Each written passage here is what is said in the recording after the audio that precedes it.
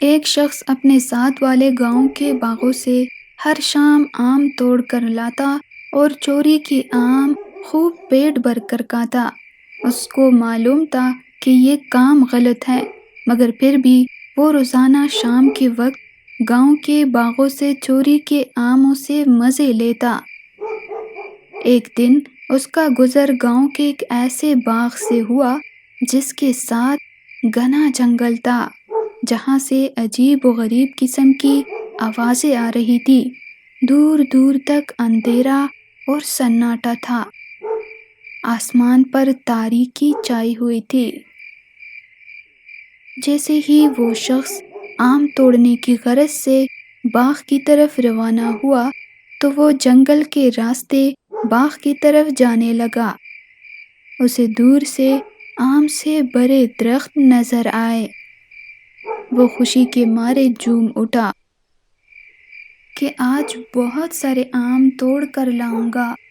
وہ بھاگتا ہوا باغ کی طرف دوڑنے لگا اور اسے پتہ بھی نہیں چلا اور جنگل کے درمیان پہنچ گیا، جہاں پر اس نے کچھ عجیب قسم کی آواز سنی۔ وہ ڈر کے مارے رک گیا۔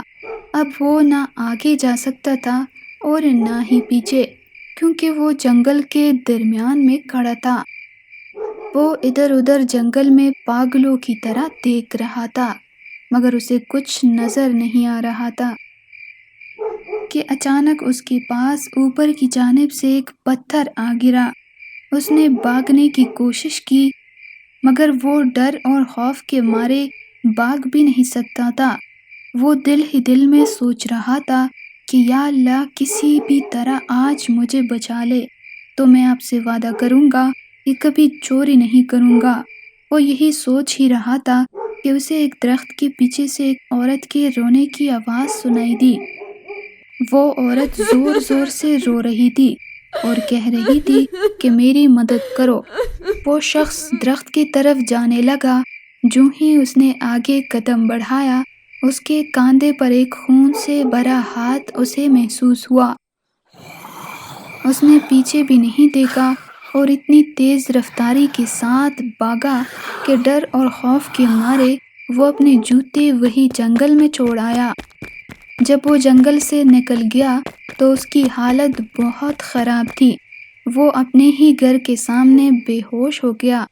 صبح کو اپنے دوست کو سارا واقعہ سنایا اور آئندہ کے لیے اس نے اپنے رب سے وعدہ کیا کہ میں کبھی بھی چوری نہیں کروں گا۔